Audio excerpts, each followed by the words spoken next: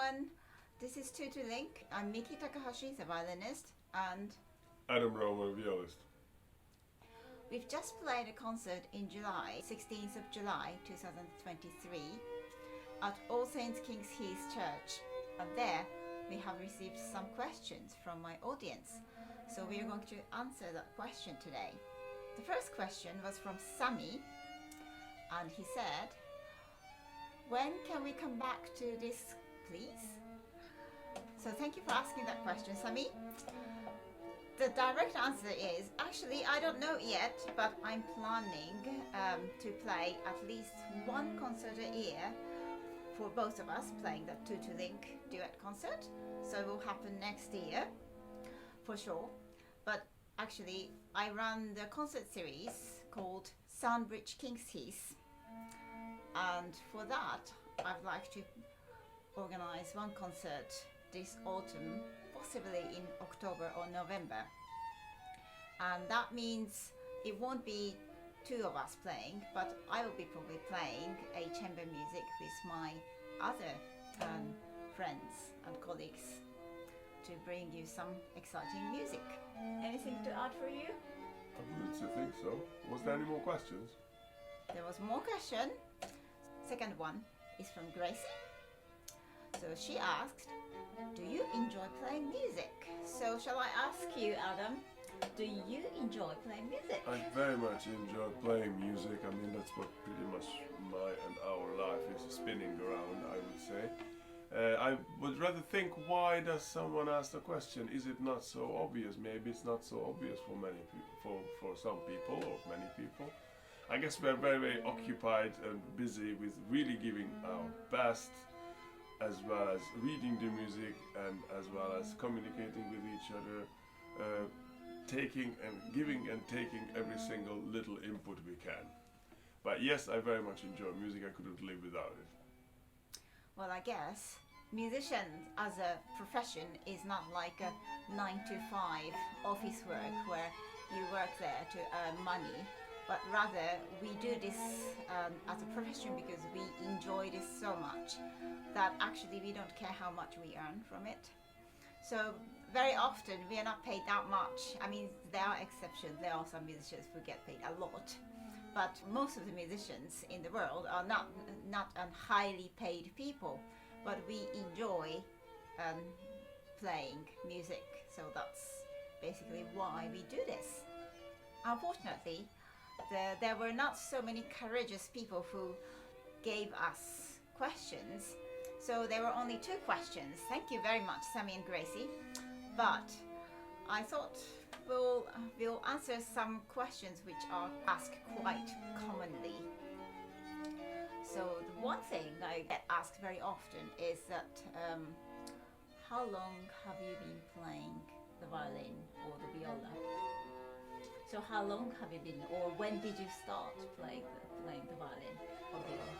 I mean, I did start officially taking systematic lessons when I was 7, but of course I sang before. I had music education, music sessions, playful music theory for children, and I've been always surrounded by music, I guess because my parents are also musicians. So I would say my whole life, although effectively I only started actively playing regularly the violin and later the viola when I was 7. So I guess it's about 40 years by now. How long have you been playing the violin? I started playing the violin when I was 4 years old. I don't remember, actually, to tell the truth. My mom said that actually I said I wanted to play the violin, so there you go. Apparently I wanted it. So yeah, I've been playing the violin for quite a long time. But unlike Adam, who had a musical family, my parents were not professional musicians, so I actually didn't receive the full kind of musical education, like the music, basic of the music wasn't there when I started to play the violin. I actually started with Suzuki system. So what I did was basically I really learned quickly how to play the violin, but then afterwards I had to learn how to read music, and so on slightly later on. So that is how we got onto the music is slightly different. I mean, he started later, but he actually started the music theory, so to say. The general knowledge of the music came in earlier for you. Mm-hmm. Yeah. Yeah. So everyone has different ways of starting and when they start. Actually, my baroque violin teacher started when she was in teens, like 13 or 14. And that is actually quite rare. But if you had some musical education before, or if you are really into it, actually you can make it. And also it's up to the instruments, which instrument you play. Violin and piano, and anything else? Mainly violin and piano. Yeah, mainly and violin and piano. We start very early on, like between 3 to 8-ish. That's when we start.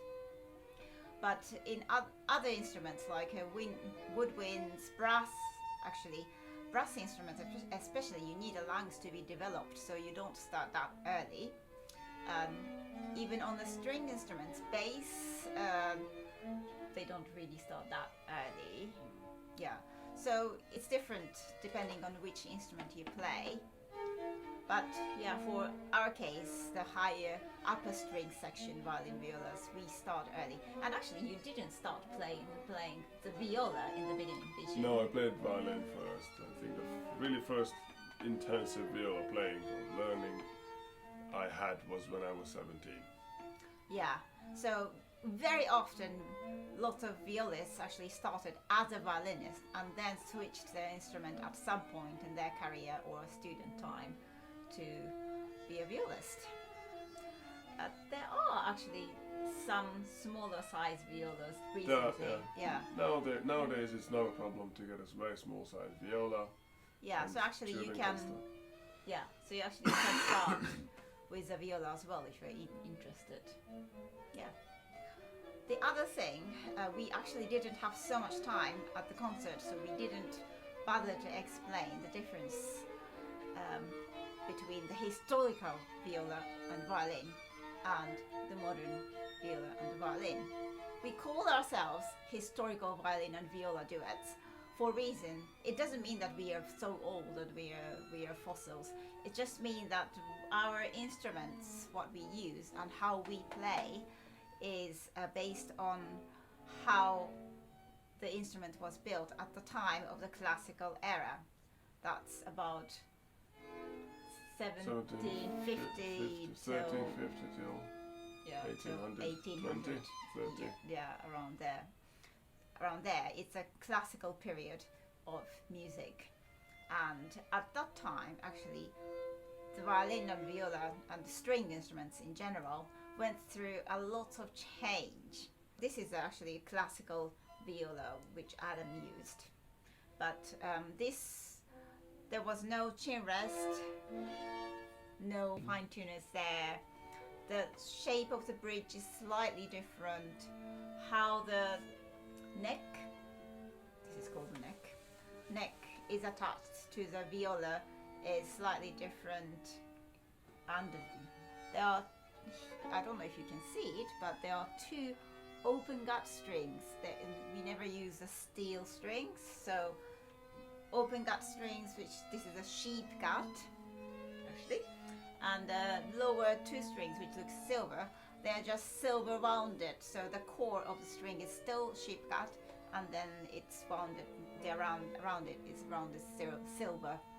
So that's what we use. And on my violin, actually, I had 3 open gut strings and just 1 silver wounded G string, the lowest string. What it does is that it just makes the sound slightly different. The classical bow also is slightly different from the modern bow. But actually, if you compare that with the Baroque bow, which used to be actually the shape of the bow, what's going this way, it started to be very straight and started to actually go concave a little bit. Classical era was also called transitional era because all these transitions happened during the classical era. And at the end of the classical era, and by the end of the romantic era, our violin and viola pretty much settled to the modern version of the instrument, which you see these days, nowadays, normally. So they'll have a chin rest. It actually started as a very little one, and then started to grow a bit bigger and so. And more of the obviously synthetic strings only happen with the technology, and the steel strings started to be on the violin as well. E string started to be on still only in 20th century. Well, you don't have an E string, No, I don't but understand. on the violin, the E string was quite a new thing. What you probably can't see from outside, but inside the instrument, it has a bass bar which runs inside the box from about here to here, and it's a little bit shorter still in this classical instrument than it is in the modern viola. However, it's a tiny bit longer than it was in the Baroque era, and also the so-called the sound post, which would be on this side. Inside, I can't really show it. I don't think it will be visible. It's There's like a a tiny mini, little, how do you call it? a tiny little stick which connects the top to the bottom inside the box. That is also obviously the size varied. Probably the Baroque era, they had it thinner and a tiny bit thicker in the classical instrument, and even thicker as you needed more tension and more vibration in the modern instruments. One more little detail, this is what we call the tail. The tail piece is attached here. Also, this material is also gut. This is still a historical instrument, whereas the modern, it would have to be from metal.